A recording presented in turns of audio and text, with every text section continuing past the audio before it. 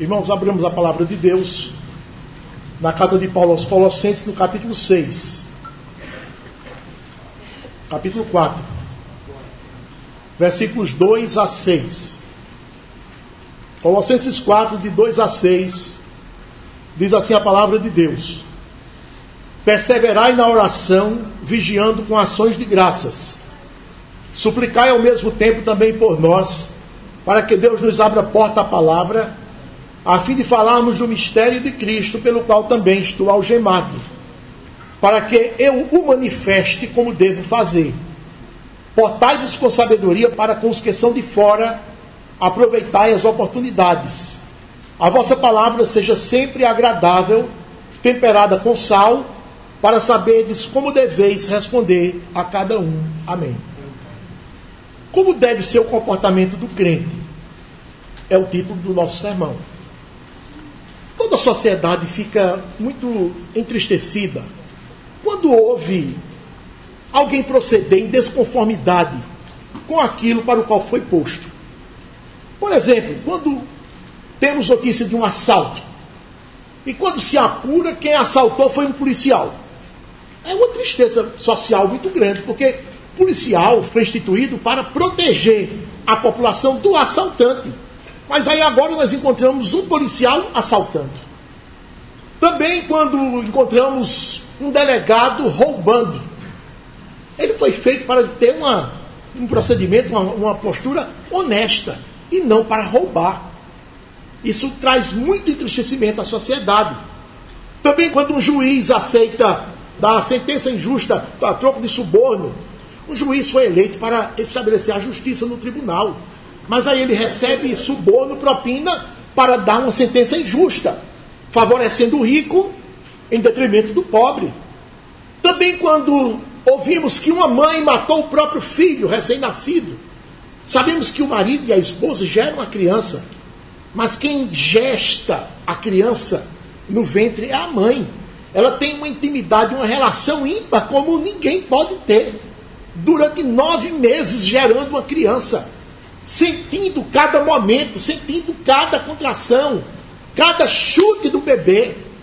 Aquilo cria, meus irmãos, um laço muito forte de afeto, de amor, de carinho, de paixão. A mãe sabendo que há um ser sendo gerado do seu ventre. Pois daqui a pouco se sabe que aquela mãe matou o filho. Que tristeza. O jogador de futebol fez um gol contra. Ele foi instituído, ele foi contratado pelo time, ele é ovacionado pela torcida para ser um goleador, para defender o seu time. Mas aí soube-se que ele fez um gol contra. Que tristeza para a torcida. Que tristeza para o treinador. Então, todas as vezes que nós encontramos uma notícia que alguém procedeu em desconformidade para aquilo para o qual foi posto, traz, irmãos, muita decepção a todos. Assim também se dá com o crente. A mesma coisa. Ele foi feito para viver em santidade diante dos homens e para ter uma relação profunda com Deus. Esse é o propósito para o qual Deus nos chamou. Pecador algum é retirado do pecado para continuar vivendo como vivia. Não é possível isso. Pecador algum é chamado para a luz a fim de continuar vivendo nas trevas. Não é possível isso. A vida do cristão deve ser uma vida totalmente diferente. Ele precisa ter vida secreta com Deus, vida pública com os demais homens. E o apóstolo vai falar sobre esse tema, ainda baseado naquele princípio lá do versículo 16. Habite ricamente em vós a palavra de Cristo. Nesse bloco ele vai dizer: aqueles que têm a palavra de Cristo habitando ricamente no seu coração, como é que procedem no dia a dia? E ele vai abordar essa lição sobre 2 aspectos, irmãos. Como é que um cristão cheio da palavra de Cristo procede para com Deus no seu dia a dia? E como é que um cristão cheio da palavra de Cristo procede para com o seu semelhante no dia a dia? São essas as 2 lições que o apóstolo vai tratar nesses 5 versículos entre 2 e 6. Então, com esse título, como deve ser o comportamento do crente, eu vou sempre responder a pergunta: como deve ser o comportamento do crente com relação a Deus? Então, ele vai abordar sobre 3 aspectos essa primeira lição. A primeira coisa que ele vai dizer é que, na relação com Deus, o crente, cheio da palavra de Cristo, precisa ter uma vida de oração perseverante. Olha aí no versículo 2. Perseverai na oração. Perseverai na oração. Sabemos que orar é falar com Deus. Orar é abrir o coração para Deus, é contar a Deus todas as nossas questões, é manifestar a nossa gratidão a Deus, é também interceder. Interceder é aquela oração que nós fazemos pelo nosso semelhante, pelo nosso irmão, pelo incrédulo, principalmente, que não tem acesso a Deus, porque ele não nasceu de novo. Então as suas questões só podem ser apresentadas diante de Deus se for pela intercessão de um cristão. A oração, então, ela precisa estar fazendo parte da agenda do crente, obrigatoriamente.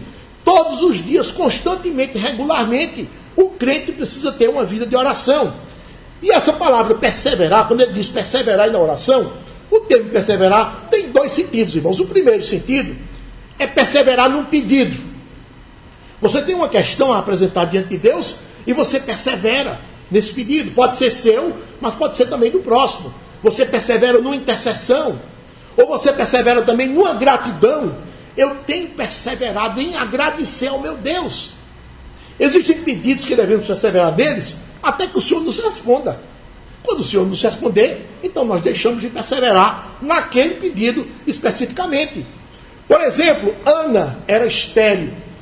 E ela orou, irmãos, perseverantemente, com lágrimas. Um dia ela estava no templo orando e ela não conseguia nem falar, mas os lábios se moviam, até que o sacerdote ali a teve por embriagada. E até a repreendeu. Ela disse: não, meu senhor, eu não estou embriagada não. Eu não consigo nem falar na oração, porque eu estou em grande angústia de alma e eu tenho derramado minha alma aqui diante do Senhor. Ela respondeu dessa forma. E ela pedia a Deus um filho. E depois de muito tempo em oração, Deus atendeu. Ela engravidou.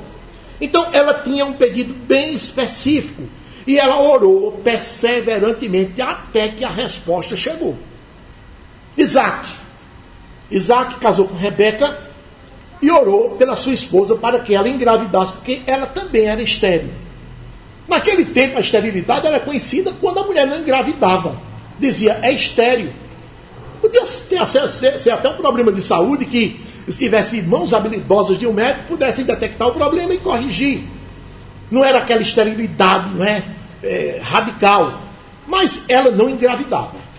Então ele orou pela esposa dele. Em Gênesis 25 mostra esse aspecto de forma interessante. Gênesis 25, quando fala do casamento de Isaac e de Rebeca e da vida conjugal, diz o seguinte: no versículo 20 de Gênesis 25 está escrito assim: era Isaac de 40 anos quando tomou-os por esposa a Rebeca, filha de Betuel, o arameu, de Padã Arã, e irmã de Labão, o arameu. Então diz aqui a idade do patriarca Isaac, que era de 40 anos no dia das núpcias. Ele tinha essa idade.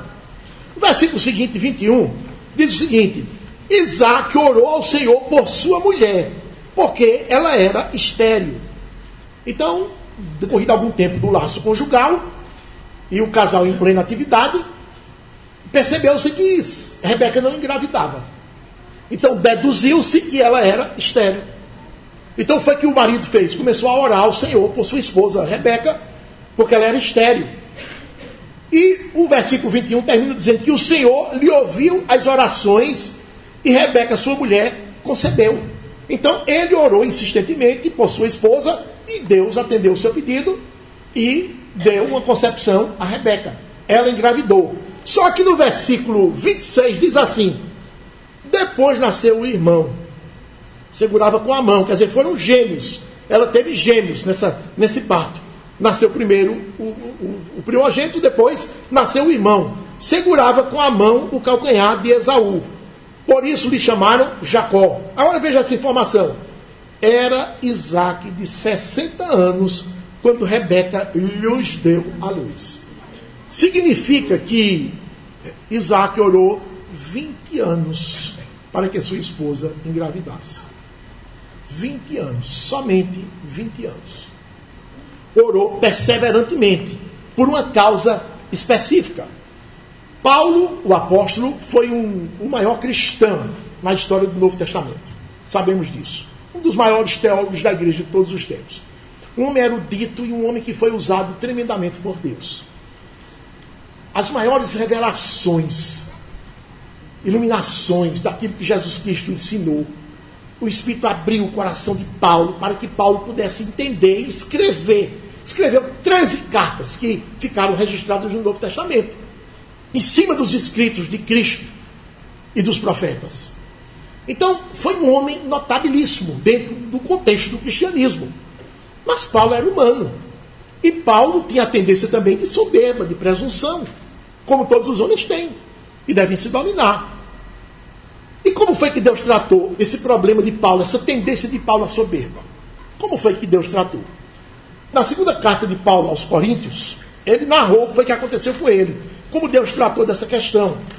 2 Coríntios capítulo 12, a partir do versículo 7, diz assim: e para que não me ensoberbecesse com a grandeza das revelações, quer dizer, Paulo tinha consciência que estava sendo um instrumento de Deus para transmitir grandiosas revelações da fé cristã. Ele estava consciente disso.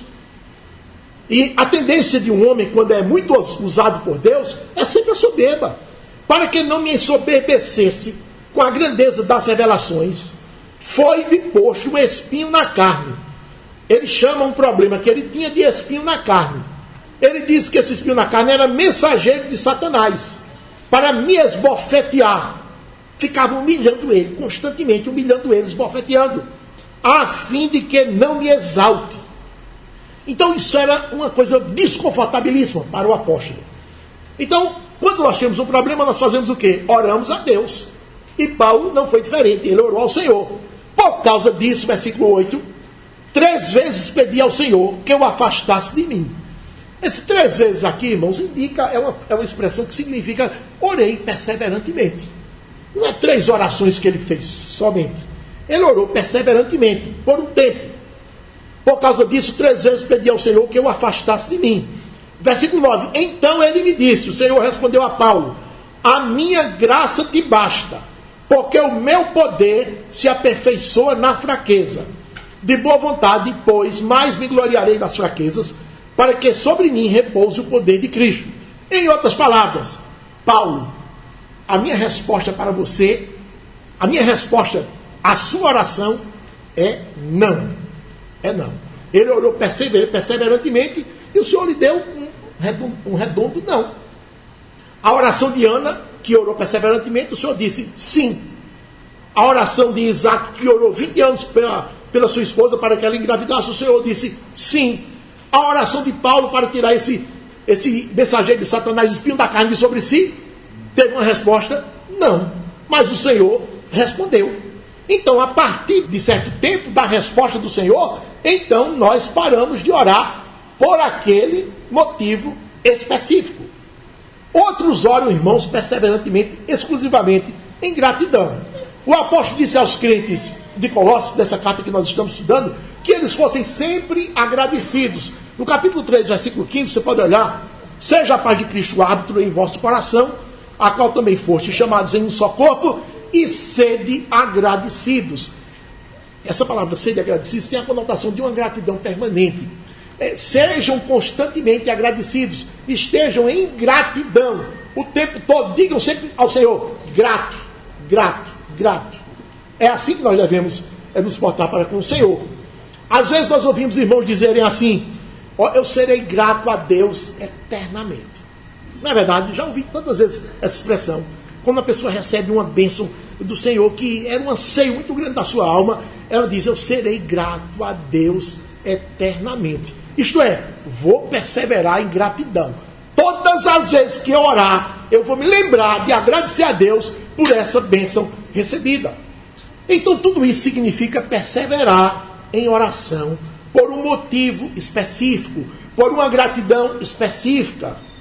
E quando se trata de um pedido, você persevera em oração até que obtenha a resposta daquele pedido. Eu orei para passar no concurso, orei insistentemente durante 3 anos para passar no vestibular. Quando passei, paro de orar, porque já alcancei aquilo que eu almejei diante do Senhor. Então esse é um sentido da palavra perseverar. Mas a palavra perseverar tem outro sentido também, que completa esse. Perseverar na oração essa outra aplicação da palavra perseverar é simplesmente ter vida de oração.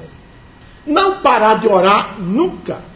Você ora por um pedido e quando obtém a resposta de Deus para aquele pedido, ou sim ou não, você não para de orar. Para de orar por aquele pedido, mas você continua orando, porque não faltam questões para que nós estejamos diante de Deus orando. Falta? Não faltam.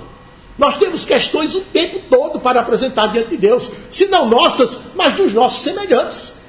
Quantas pessoas estão aí, irmãos, precisando da intervenção de Deus? Então você enxergando isso, você não pode parar de orar.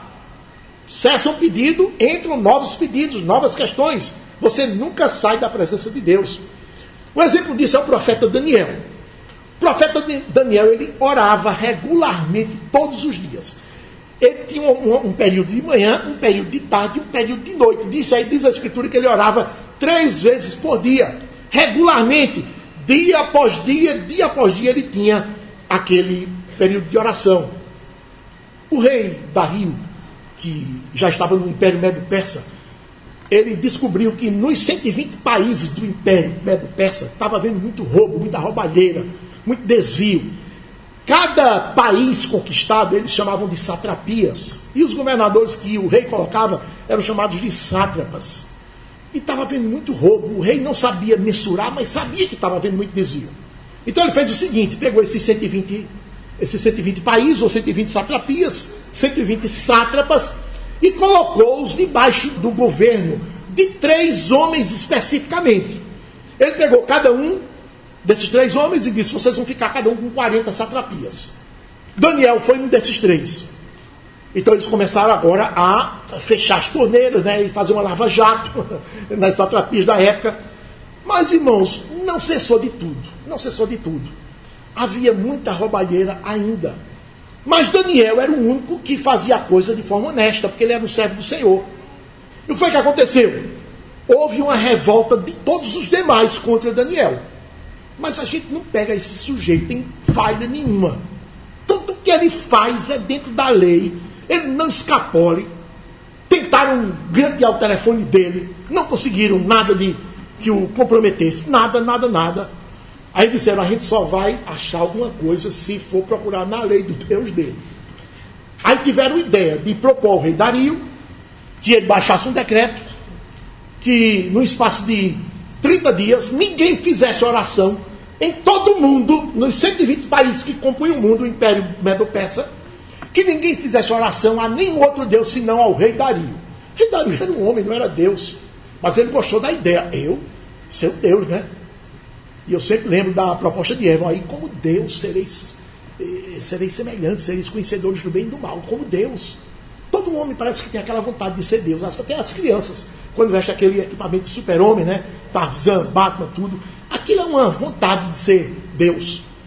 Então o rei Dario gostou da proposta e fez o decreto: todo homem que orar ao Deus que não seja o rei Dario, seja lançado na cova dos leões. No dia que ele baixou o decreto, que promulgou o decreto, que Daniel soube, chegou a hora da oração, ele foi para casa, orava com as janelas do quarto abertas, orava para a banda do Oriente, para a banda de Jerusalém, melhor dizendo. Não alterou a sua oração. E todo mundo sabia que ele orava ao Deus do céu.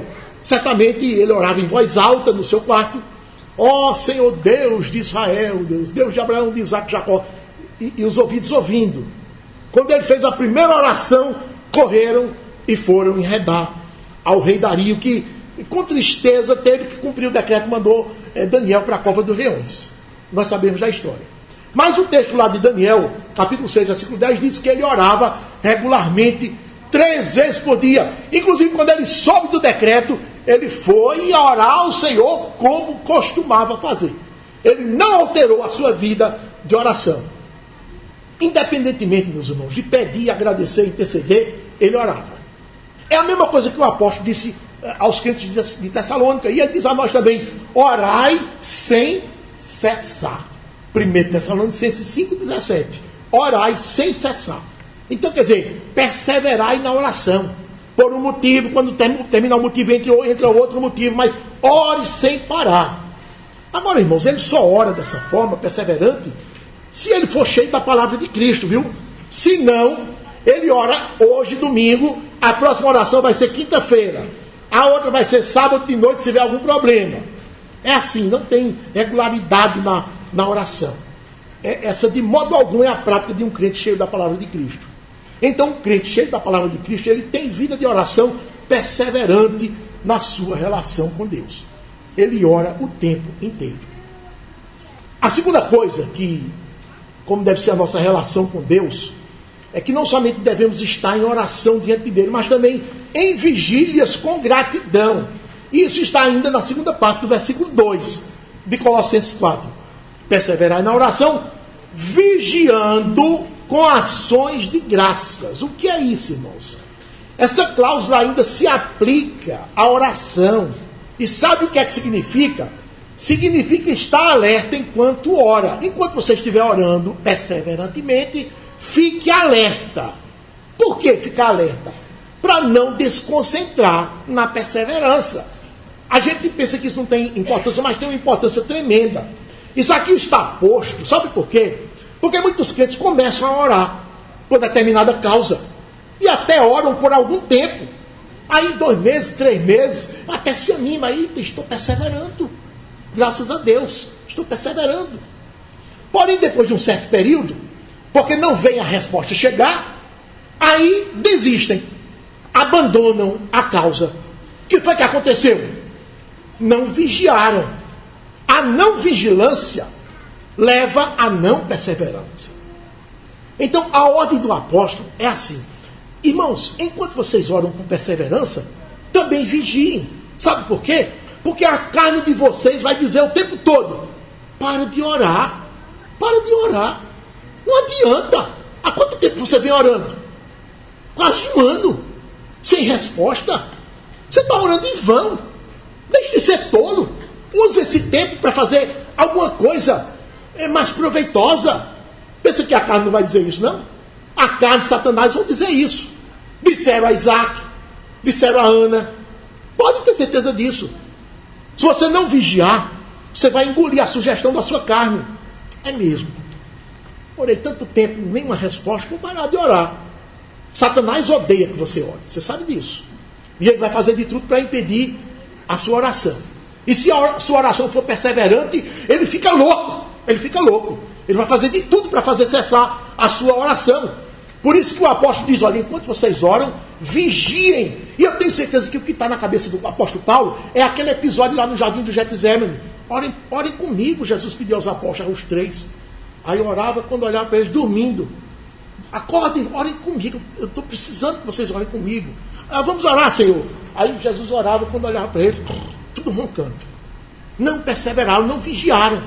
Por não terem vigiado, não perseveraram na oração. E o mestre pedindo que eles orassem com ele, irmãos. Vejam quão fracos nós somos nessa questão. Então vigie enquanto ora. E ele diz assim: vigiando com ações de graças. Vigiando com ações de graças. O que é isso? Por que ele diz isso? É o seguinte, meu irmão. Quando você ora, e o tempo passa, e nada de resposta da parte do Senhor, então você não somente tende a se distrair, caso não vigie, né? E desiste de orar. Mas sabe o que é que acontece em acréscimo? Você fica entristecido, fica desanimado, reclamador, mal satisfeito, murmurador. Sabe quantas vezes você vai agradecer porque Deus não respondeu? Nenhuma. Sabe quantas vezes você vai agradecer porque Deus está demorando a responder? Nenhuma. Não vai agradecer. Nesse estágio, você deve ser capaz de dizer o seguinte: escute essa. Estou pedindo há muito tempo alguma coisa a Deus. E Ele ainda nada me respondeu. Nem que sim, nem que não. Mas eu não vou desistir. Eu só paro de orar por essa causa quando eu obtiver a resposta.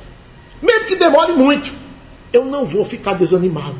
Eu não vou ficar triste. Eu não vou reclamar. Antes eu vou agradecer, porque eu sei que meu Pai do céu está me ensinando algo muito bom com toda essa demora. Eu estou lutando contra o desânimo, estou lutando contra o cessar de orar. E quanto mais eu luto, mais forte eu me sinto. Então eu sei que o Senhor está me ensinando alguma coisa muito boa. E sei também que a resposta, qualquer que for, vai ser para o meu bem. Mesmo que seja uma negativa, aquilo que eu estou pedindo. Mesmo que seja um não, me será melhor do que um sim. Se o Senhor disser não, eu tenho certeza que vai ser melhor para mim. Porque eu confio no meu Senhor. Eu tenho recebido bênção sem medida dele, em todas as áreas. E então não será por conta de uma demora ou por uma negativa que eu vou ficar triste com o meu Senhor. Que vou virar um reclamão. Que vou deixar de agradecer. Não, eu não serei esse crente. Eu vou ser um crente que vai perseverar, que vai vigiar e que ainda vai agradecer porque Deus está demorando.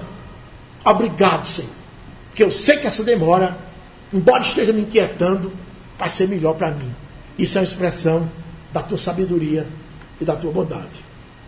E se você, ouvinte, se recordar onde é que o apóstolo Paulo estava quando escreveu essas palavras, você fica de queixo caído. Ele estava preso. E ele está ensinando a igreja a ser agradecida. Sujeito preso, lá em Roma, sem ter feito nada, injustamente, só porque estava pregando o evangelho. Ele mesmo dava graças a Deus por isso. Incentivava os crentes a agradecerem, mesmo nas circunstâncias mais adversas. Irmãos, é essa a postura de um crente cheio da palavra de Cristo. Ele ora com perseverança. Ele ora com vigilância. E ele agradece. Agradece a Deus. Senhor, eu estou orando há tanto tempo, não veio a resposta, mas grato a ti eu sou, Senhor. Não vou dar trela para carne, nem para Satanás. Não vou parar de orar. Nem vou desistir. Eu vou vigiar e vou perseverar em oração. Esse foi o segundo aspecto. Porque na relação com Deus, o homem tem que ser esse crente. Um crente de oração, um crente de vigilância. E o terceiro aspecto, tem que interceder pela pregação. Isso é um compromisso seu com Deus. Olha o que Paulo diz aqui, ó. Versículo 3, de Filipenses 4. Suplicai ao mesmo tempo também por nós, para que Deus nos abra porta à palavra, a fim de falarmos ou pregarmos do mistério de Cristo, pelo qual também estou algemado. A confissão de fé diz que nós devemos rogar por todas as coisas lícitas. Todas as coisas lícitas. E um dos motivos mais prioritários e importantes que os crentes cheios da palavra devem estar orando é pelos pregadores que pregam fielmente a palavra de Deus. Não está vendo aqui o pedido não? Suplicar ao mesmo tempo também por nós. Nós quem? Nós pregadores, ele está falando aqui. Nós que anunciamos a palavra de Cristo. Não sei quantos irmãos oram constantemente pelos pregadores fiéis. Mas isso tem que estar na agenda diária de todos os irmãos. Sabe por quê, irmãos?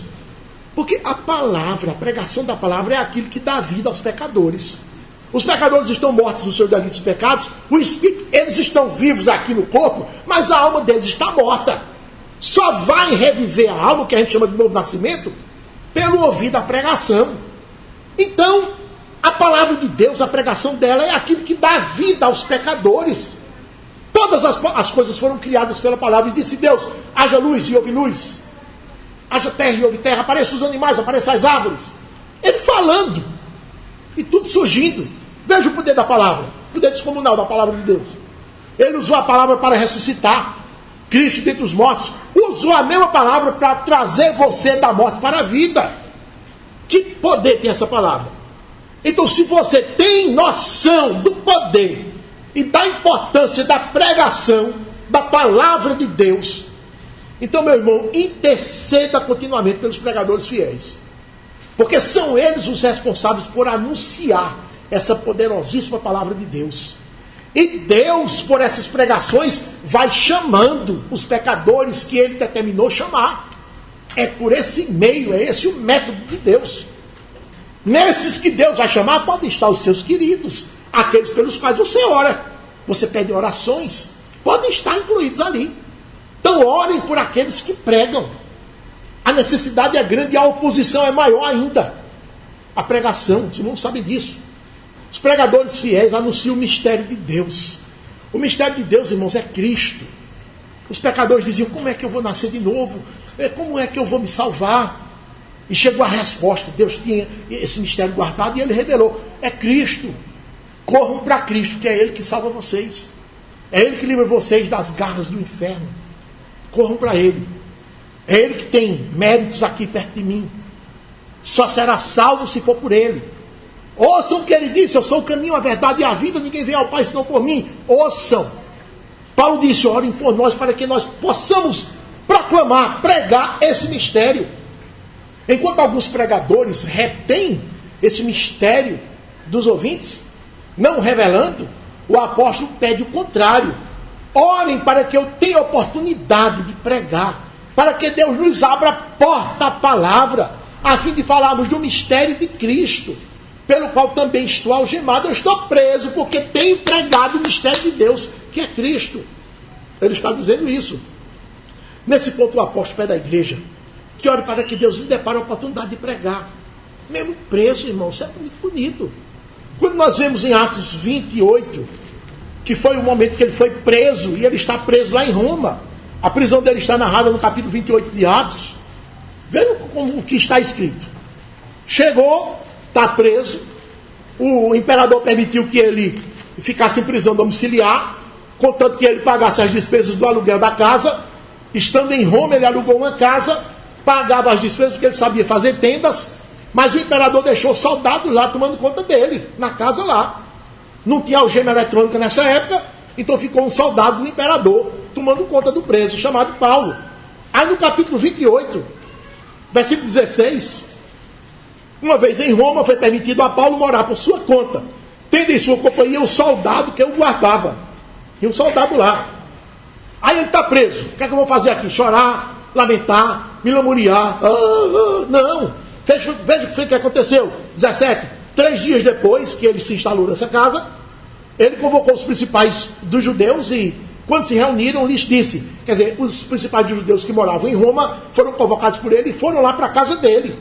E quando chegaram na casa dele, ele disse assim, e quando se reuniram, lhes disse: varões irmãos, nada havendo feito contra o povo, contra os costumes paternos, contudo vim preso desde Jerusalém, entregas nas mãos dos romanos, os quais, havendo me interrogado, quiseram soltar-me sobre a preliminar de não haver em mim nenhum crime passível de morte.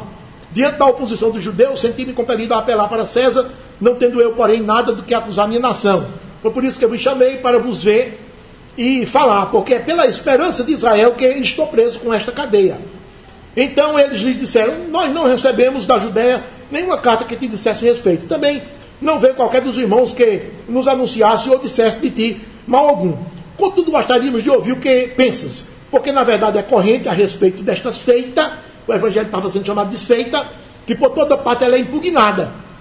Aí 23, havendo-lhe eles marcado um dia, vieram em grande número ao encontro de Paulo na sua própria residência. Entenda, na sua própria prisão domiciliar. Eles foram lá. Então, desde a manhã até a tarde, uma evangelizaçãozinha aí de umas 6 ou 7 horas seguidas, né? Desde a manhã até a tarde, lhes fez uma exposição em testemunho do reino de Deus, procurando persuadi-los a respeito de Jesus, tanto pela lei de Moisés como pelos profetas. Houve alguns que ficaram persuadidos pelo que ele dizia, outros, porém, continuaram incrédulos. Então, é sempre assim. A palavra é pregada. Uns creem, outros não creem. Mas ele prega. Eu não posso sair para pregar. Como eu queria ir. E ele já tinha ido 3 viagens missionárias, as mais perigosas, para pregar o evangelho. Mas agora ele está preso. Como eu queria ir, mas não podendo ir, ele convoca pessoas para que venham até mim, para que eu fale da palavra de Deus. E Deus, por sua graça, deu. Porque isso é raro, viu? É raro. Pecador nenhum vem com boa vontade de ouvir a palavra de Deus. Ou você vai na casa dele, ou ele jamais vem. Mas aqui Deus foi gracioso e deu condições para que ele tivesse um público dentro da sua prisão que o ouvisse pregar a palavra de Deus. Volte para Colossenses. E estando em Colossenses, volte uma página e veja Filipenses 1. Filipenses 1, 12 e 13. Filipenses 1, 12 e 13. Quero ainda, irmãos, cientificar-vos de que as coisas que me aconteceram têm antes contribuído para o progresso do Evangelho. E essa carta ele escreveu da prisão que nós acabamos de ler. De maneira que as minhas cadeias em Cristo se tornaram conhecidas de toda a guarda pretoriana e de todos os demais. Meus irmãos, ele está preso. O soldado se revezava em plantão. Chamava a guarda pretoriana. Paulo pregava ao soldado de plantão. Na troca do turno, Paulo pregava ao outro. Na troca do turno, Paulo pregava ao outro. tantos fossem os soldados que fossem tomar conta dele na prisão domiciliar, ouviam o evangelho da boca do apóstolo. Fora os que ele convidava para virem à casa dele ouvir a palavra de Deus. E é isso que ele está dizendo aqui, no final do versículo 13. De maneira que as minhas cadeias em Cristo se tornaram conhecidas por toda a guarda pretoriana e de todos os demais. Mesmo preso, ele prega. Prega porque Deus lhe deparou a oportunidade. Irmãos, orem para que nós tenhamos a oportunidade de pregar. Deus estava ouvindo a oração das igrejas, deparando oportunidades para Paulo pregar, mesmo preso.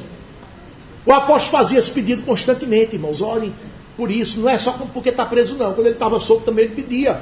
Em 2 Tessalonicenses capítulo 3, versículo 2, 1 e 2, ele está pedindo. 2 Tessalonicenses, o livro seguinte, 3, 1 e 2. Finalmente, irmãos, orai por nós. Está vendo? Está pedindo para que a palavra do Senhor se propague.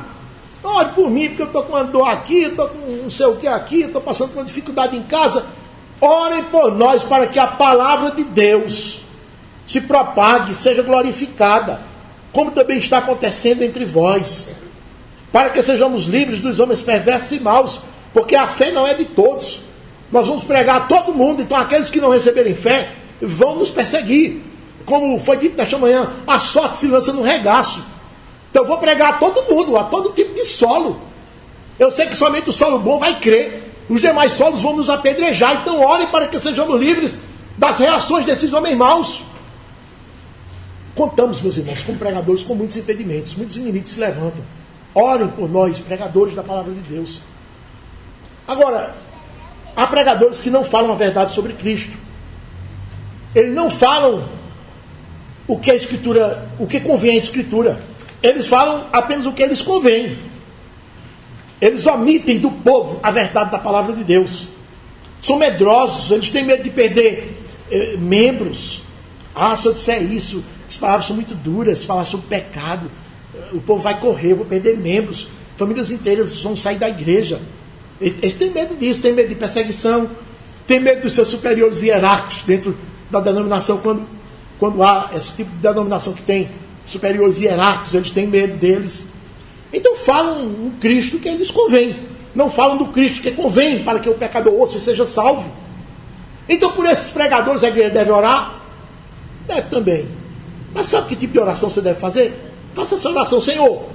Ou tu apertas com esses pregadores para que eles falem a verdade, ou tu calas a boca deles, para que eles parem de enganar as pessoas.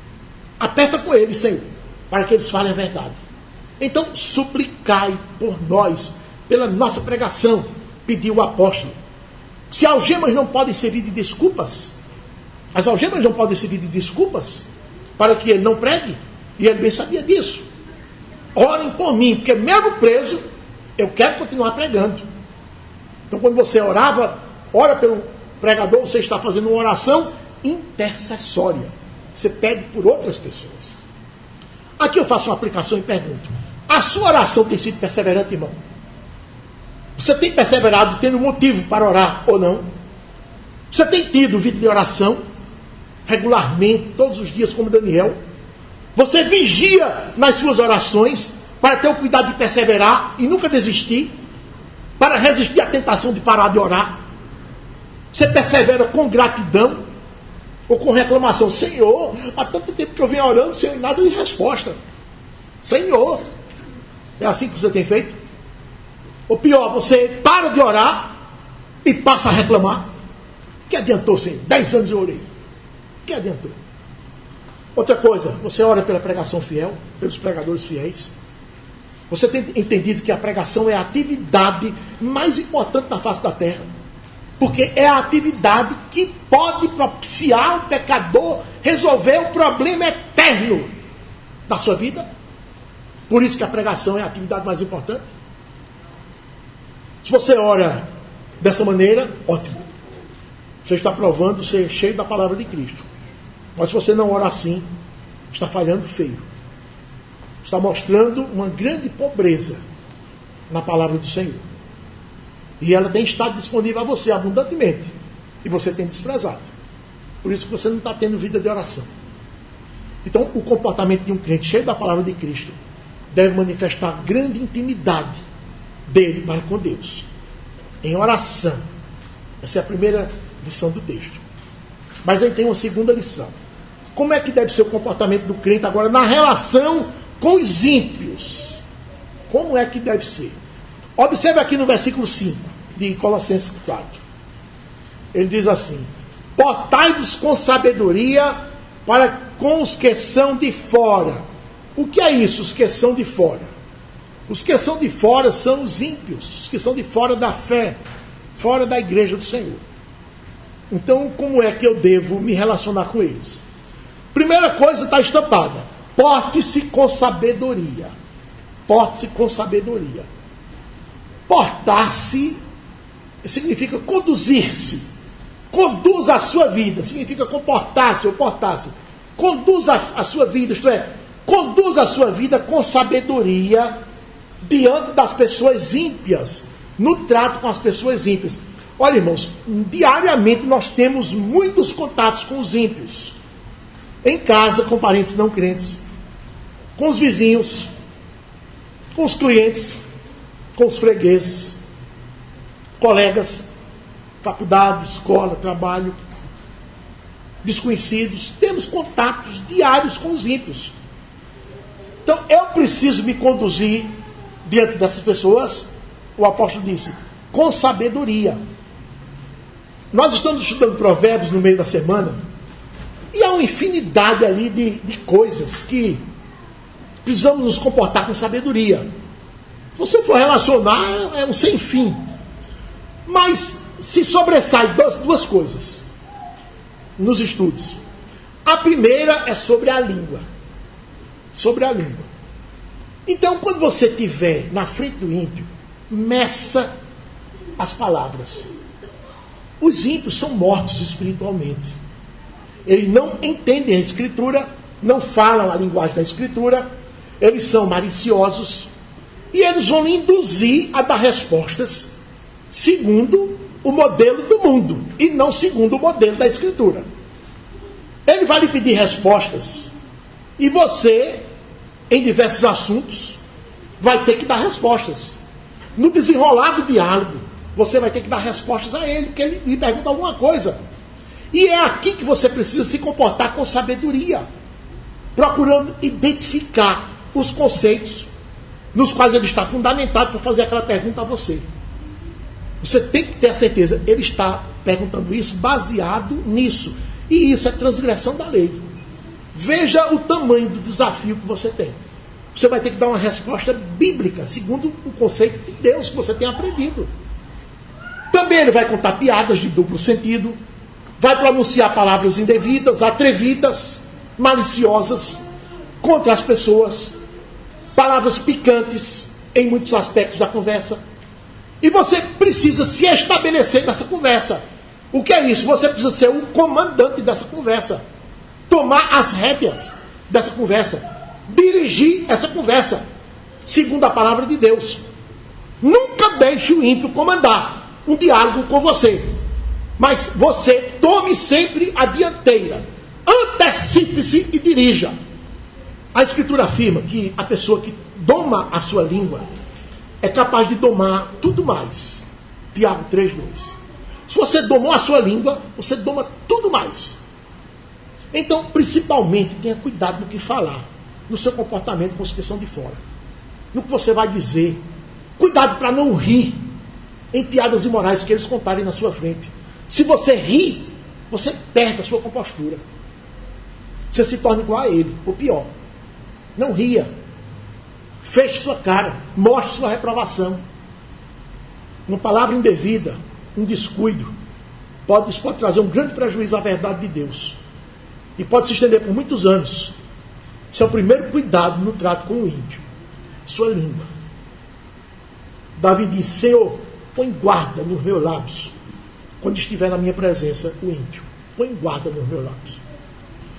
O outro cuidado, o segundo cuidado que você vai ter que ter no seu comportamento junto ao ímpio, é no vestir-se. Sabe por quê? Porque o ímpio vive amando uma sociedade de nudez.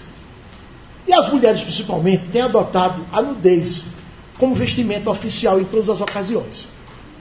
transitando pela rua agora, nas últimas festas de Caruaru, em pleno frio, em plena chuva, mesmo assim elas passam seminuas.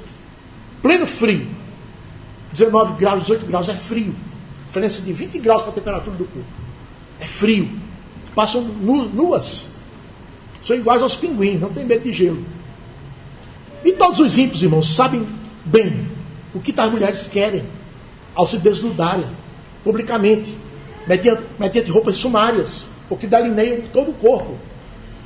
Mulheres que se vestem assim são semelhantes a carnes expostas no açougue, oferecendo-se ao consumidor. Então todos os ímpios sabem muito bem quais são as intenções do coração de uma mulher que se veste dessa forma. É fisgar. Elas querem fisgar. Por isso que as mulheres cristãs, principalmente, elas devem se vestir com modéstia, com recato, com pudor, com decência. Porque, do contrário, vão estar fazendo o quê? Anunciando as suas carnes aos ímpios. Aqui, filé. Aqui, ó, picanha, alcatra. Anunciando suas carnes aos ímpios para que eles se aproximem e adquiram essas carnes. Aí vem todo tipo de proposta indecente da parte dos ímpios. Essa mulher que se veste assim, uma sem vergonha. Ela topa todo tipo de proposta. Qualquer proposta que você fizer, é uma sem vergonha. Ela admite, ela aceita. Então eles sabem disso, irmãos. E eles se aproximam e fazem propostas que aviltam a mulher. Principalmente a mulher crente, se ela for dessa mulher que anda nua. Avilta a sua moral, avilta seu marido, avilta sua família, seus filhos, filhas, avilta a igreja, avilta o nome do Senhor. Irmãs, portai-vos com sabedoria para os que são de fora, brada a Escritura.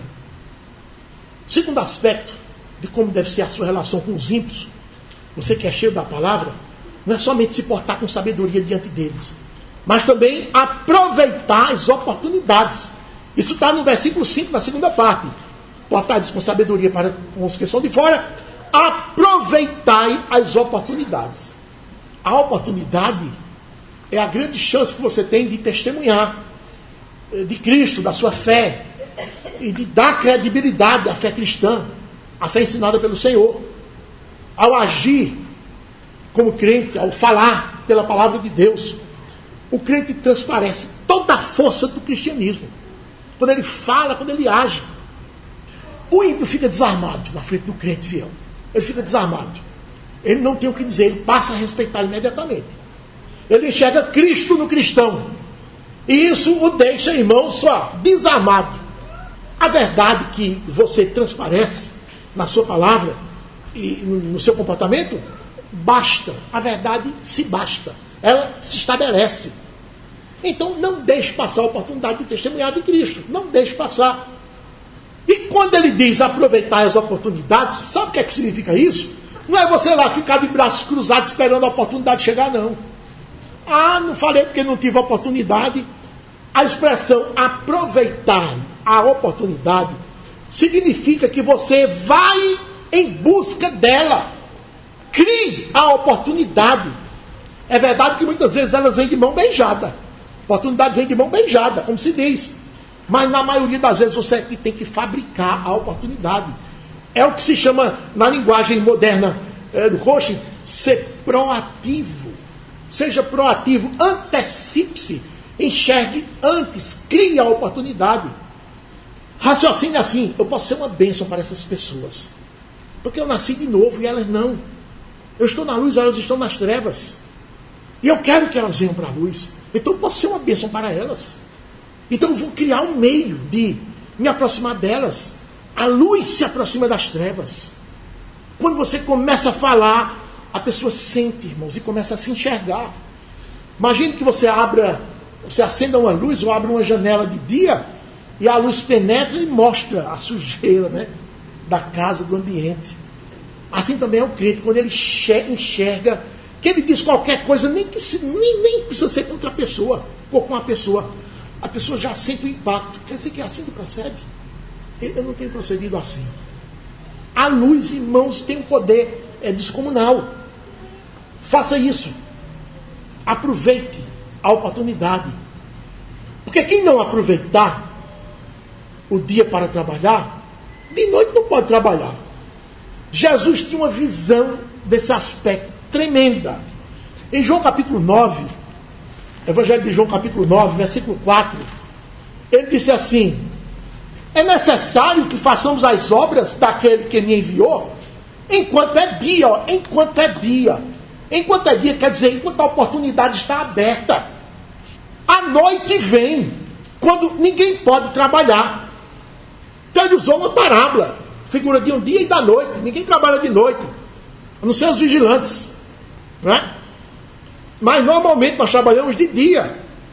Em João capítulo 12, versículo 35, entrando pelo 36, respondeu-lhes Jesus: ainda por um pouco a luz está convosco. Andai enquanto tendes a luz, para que as trevas não vos apanhem. E quem anda nas trevas não sabe para onde vai. Enquanto tendes a luz, crede na luz. Quem não aproveitar o dia para trabalhar, vai se lamentar profundamente quando chegar a noite. O que é que eu estou dizendo? Você não tem parentes não crentes? Não tem amigos não crentes? Você não tem vizinhos, pessoas queridas não crentes? Aproveite a oportunidade para pregar a elas. Porque logo vai chegar a noite e você não vai poder pregar. Você vai lamentar. Você vai dizer assim: você é salvo, mas lamentando sua negligência. Ah, como eu fui negligente. Como eu olvidei o ensino, a pregação, as advertências. Podia ter pregado mais e melhor ao meu pai, à minha mãe, ao meu filho, aos meus irmãos, às minhas irmãs, ao esposo, à esposa, tios, maridos. Negligenciei, deixei o tempo passar e agora estamos separados por causa da perseguição. Estamos incomunicáveis e se eles morrerem sem Jesus, vão perecer. Você está lamentando. É ruim, irmãos, quando nós deixamos passar as oportunidades. Jesus contou a história de um sujeito judeu, membro da aliança, mas que vivia como ímpio. Conhecia toda a verdade, mas não pregava. Confiava no dinheiro. Morreu, foi para o inferno. No inferno, quando ele bateu no inferno, que começou a tomar a pé da coisa, quando começou a sentir os tormentos do inferno, ele disse: ainda meus irmãos estão lá em cima vivos. Estão lá em cima, e agora? Aí ele clama a Deus, que Deus mande ressuscitar um sujeito que ele conhecia, que ele está vendo que está no céu, para esse sujeito ir lá na casa dos irmãos deles e pregar os irmãos dele. Deus disse: vou fazer isso não. Eles têm os pregadores lá, que eles ouçam os pregadores. Em Lucas 16 nós conhecemos essa história bem. O rico que está no inferno. Os irmãos dele estão vivendo na terra. Ele passou o tempo todinho cuidando de dinheiro, incentivou os irmãos a também serem empresários. Riquíssimo esse homem, só pensava nos bens materiais. Não usou o tempo, não aproveitou as oportunidades para falar do Evangelho, para viver o Evangelho junto da família. Agora ele está no inferno, preocupado com a família que está na terra. Porque sabe, se morrer do jeito que está vivendo lá, também vai para o inferno. Então é um arrependimento, é um lamento tardio, irmãos. A preocupação dele era com os irmãos. Foi tardia. A noite chegou para ele e ele não pôde mais trabalhar. Olha para aí. Desdenhou do dia, desdenhou da claridade, desdenhou da oportunidade, usou o tempo do dia para futilidades, pensando que riqueza era tudo. Agora está lá, sem nenhum tostão, perdido, em tormentos, e os irmãos certamente vão para lá também. Aproveitai as oportunidades no trato com os ímpios, para lhes levar o testemunho cristão e atraí-los a Jesus. Nunca deixe que ele seja o dono da conversa. Nunca deixe que ele seja o dono das iniciativas. Você é que é. Você como crente. Esse foi o segundo aspecto de como devemos nos portar para com os de fora. Primeiro, com sabedoria. Segundo, aproveitando as oportunidades. E o último, falando com santidade. Versículo 6. A vossa palavra seja sempre agradável, temperada com sal, para saberes como deveis responder a cada um. Ele diz aqui 3 coisas. Primeiro, sua palavra tem que ser agradável. O que é isso? É você falar de um modo, com um linguajar diferenciado do mundo. Sua palavra tem que ser de um modo diferenciado do mundo. Você deve falar de modo a ser identificado imediatamente como crente. Pelas palavras usadas, pelo tom da voz, pela mansidão, pelo falar não agressivo, falar não ameaçador, pelo falar calmo, pelo falar sóbrio, pela reação diante de uma provocação. É a isso que o apóstolo chama de agradável. De modo algum ele está falando em bajular as pessoas, o interlocutor, aquele com quem você fala. Mas ele está se referindo ao estilo, ao modo como você fala, as palavras usadas. Seja a vossa palavra sempre agradável. Segunda coisa, temperada com sal. Temperada com sal. A expressão temperada com sal remonta ao fato de o sal evitar a corrupção do alimento. Hoje nós temos a geladeira, né, que bota na geladeira e conserva lá. Mas, quando não tinha geladeira, a carne chegava do açougue, estava logo sal nela, eu me lembro. Para evitar a corrupção dela, a desintegração dela. Então é isso que está na cabeça do apóstolo. É você falar de um modo que não corrompa a conversa. A nossa conversa seja sem corrupção. Isto é, sem malícia, sem comentários maldosos, sem calúnias, sem difamação, sem palavras de baixo calão, sem palavras indevidas, sem tom ameaçador, sem grosserias, temperada com sal. Facilmente as pessoas corrompem a linguagem. Basta terem do outro lado alguém corrompido. E aí vem uma piadinha, aí já quebra o protocolo. Imagine que você está falando com outra pessoa. Uma pessoa que você nem conhece. Mas está uma conversa séria, honesta, até saudável. Mas aí daqui a pouco a outra pessoa diz uma piadinha. Se você rir, quebra o protocolo. Aí, a partir dali, a conversa vai ser corrompida. Porque ela encontrou em você cancha. A pessoa encontrou em você oportunidade. Então, ela avança. Você abriu a porta. E ela avança mesmo. Não permita isso. Não permita isso. Você permitir, a conversa fica sem sal. Sem sal, não é sem gosto. Sem sal, é podre. Conversa apodrece. A Escritura diz, não permita que a conversa se degenere. Não permita que a conversa apodreça. Mas antes coloque sal nela. Preserve-a da corrupção que abundantemente está à volta. Preserve a sua conversa da corrupção. Tempere a sua conversa com sal. É isso que ele está dizendo. E dentro desse falar com santidade, o apóstolo ainda diz uma terceira e última coisa. A vossa palavra seja sempre agradável, temperada com sal, para saberdes como deveis responder a cada um.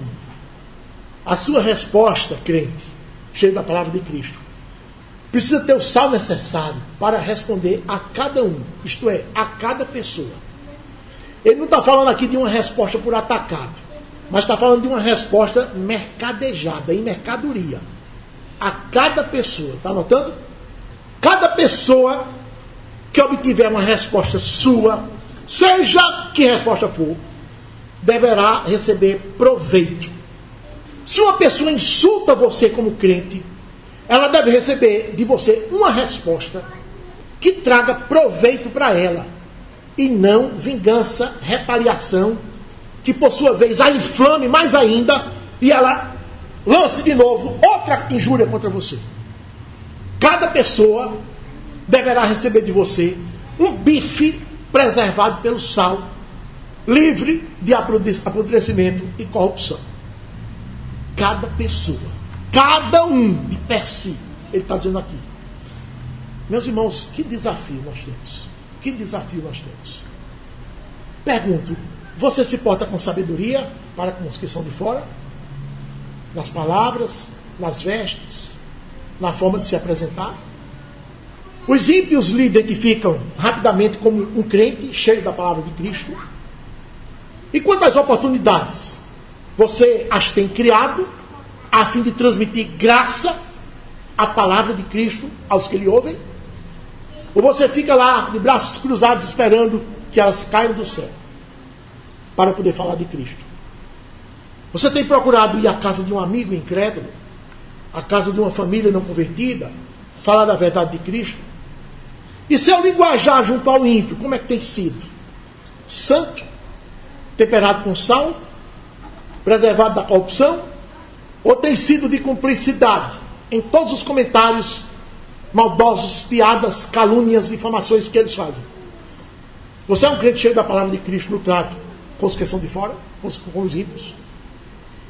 Concluo o sermão dizendo o seguinte: é assim que procede o crente cheio da palavra de Cristo. Na sua relação com Deus, ele é um crente de oração. E ele ora com vigilância. E ele vigia com gratidão. Ele intercede pelos pregadores fiéis da palavra. Ora constantemente, para que se abram mais e mais portas, para que os pregadores preguem. Porque é pela santa palavra que os ímpios se converterão. Ele sabe disso. Esse crente que reconhece que a pregação é a atividade mais importante na face da terra, por excelência, porque é por ela que Deus chama os pecadores à vida. E os inimigos são muitos. Por isso que esse crente tem noção e ele ora constantemente. E no trato com os ímpios, esse crente cheio da palavra de Cristo é cheio de sabedoria. Se porta com extrema prudência diante dos ímpios, tendo cuidado nas palavras, nos trajes, a fim de ornar o testemunho de Cristo. Também ele cria oportunidades para testemunhar de Cristo, da sua palavra, junto aos perdidos. E finalmente ele tempera a sua palavra, o seu linguajar, com sal, o sal de testemunho, para evitar a conversa, a corrupção das conversas, em qualquer nível, em qualquer área. E assim transmitir edificação aos que ouvem. Então foi para isso, irmãos, que fomos chamados.